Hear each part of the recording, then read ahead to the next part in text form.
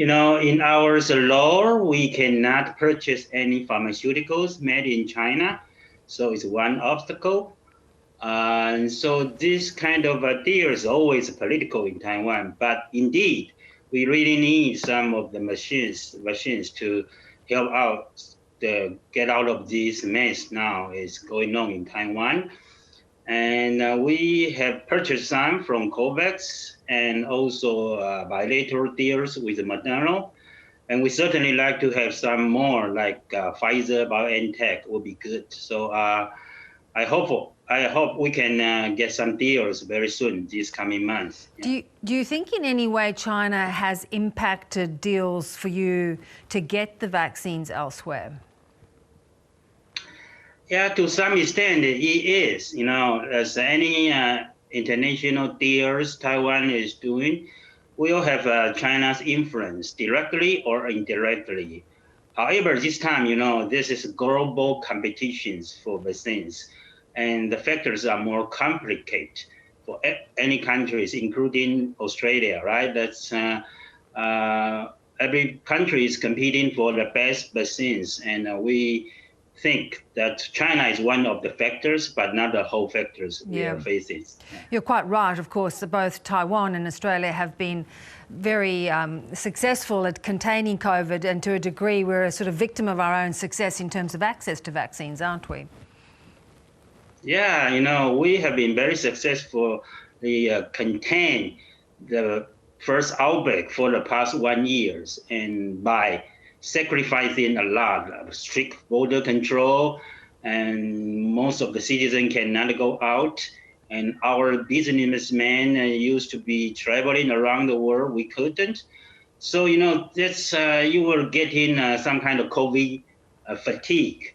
So even though we have a strict border control, it's never 100% sealed, and there's a leakage here and there.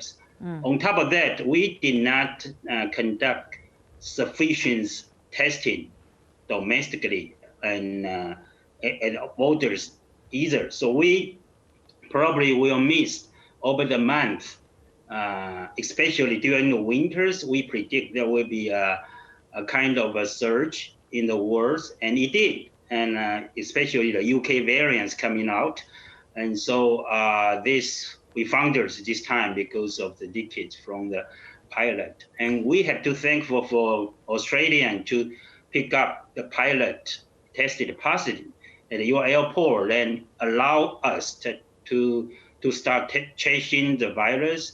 And so far we have this first big major outbreaks with daily new cases over 200. Yeah. So you had relied a fair bit on compliance. What measures do you think are now required to try and contain this latest surge?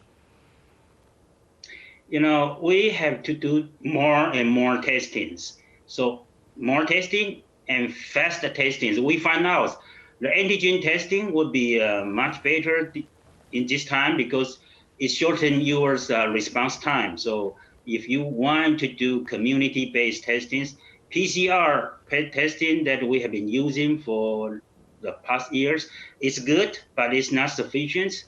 And tracings, digital tracings, still required because that's the only way you can compete the speed of virus transmissions.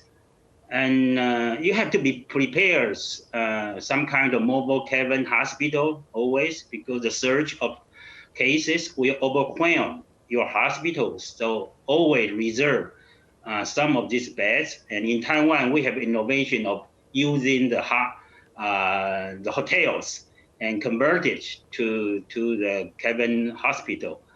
And also the medical staff and nurses are required, and we are up to the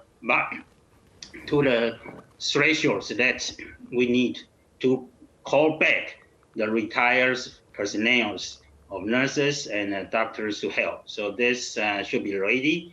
Is my advice for Australia: be ready, because you're entering the winter, right? That would be a very difficult time. Yeah, no, I think you're right. It'll be very interesting to see how the winter months start to impact both our countries. Good to have you with us. Thank you so much. Thank you very much. It's my pleasure.